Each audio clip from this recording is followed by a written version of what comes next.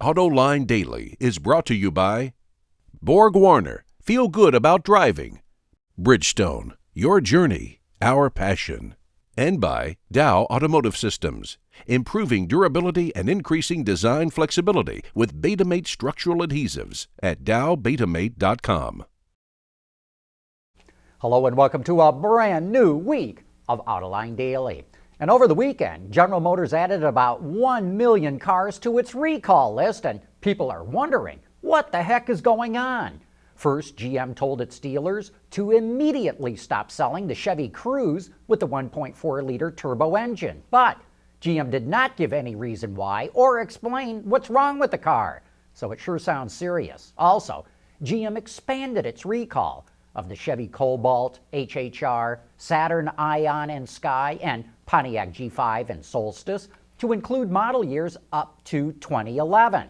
Prior to this, the recall only affected cars through the 2007 model year.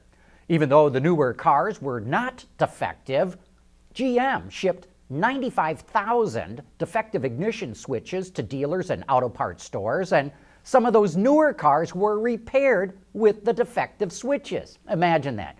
You bring your car in because it has a defective switch and they replace it with another defective switch. GM said it was easier to recall all those cars than to try to track down the ones that were repaired this way. And you know, this is a fascinating legal twist by expanding this recall, because by including cars through model year 2011, the legal onus and any liability now falls on the new GM. These cars were built after the bankruptcy, so GM cannot push those legal claims on the old GM, also known as the Motors Liquidation Company. But unless those cars were involved in an accident because of the defective switch, it's hard to see how those owners have any kind of a case against GM. At least one class action lawsuit was filed claiming that owners have lost value in their cars. But Autoline Daily found they're probably going to have a hard time proving their case. We contacted Automotive Lease Guide, Kelley Blue Book, and Black Book and found that the GM cars involved in the lawsuit have not decreased in value. In fact, they've gone up in value. That's because there's still a general shortage of good used cars, and entry-level used cars are the ones that are in most demand. So it's going to be hard to win a lawsuit claiming your car has lost value, when in fact, it's now worth more than it was last month. There's another reason why GM is announcing so many recalls right now. Tomorrow and Wednesday, GM CEO Mary Barra will be testifying in front of Congress, and the company has to make sure it leaves nothing to chance. The last thing Barra needs is to admit under questioning that the company still has potential recall cases pending and has not taken any action on them. Barra needs to show that GM is being extremely proactive if she's going to convince Congress and the public that GM truly is putting the safety of its customers above everything else. That's why all these recalls are being announced right now, just before her testimony. Another thing, a high-level source inside GM tells Autoline Daily that Barra will announce a string of initiatives to show that GM is taking bold moves to regain the public's trust. I don't know what those initiatives are, but we're going to hear about it tomorrow.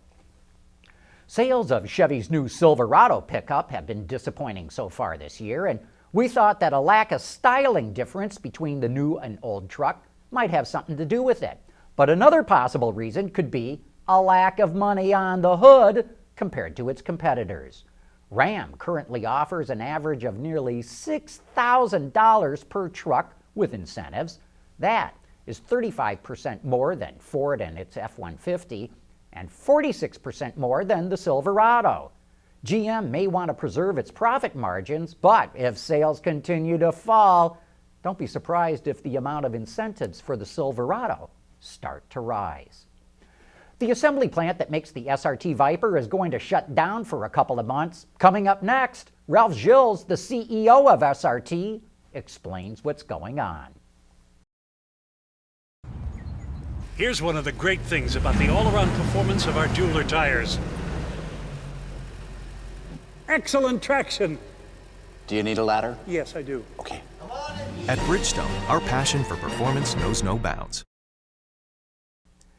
Ralph Gilles, the head of design at Chrysler and the head of the SRT brand, was our guest on Autoline After Hours last week.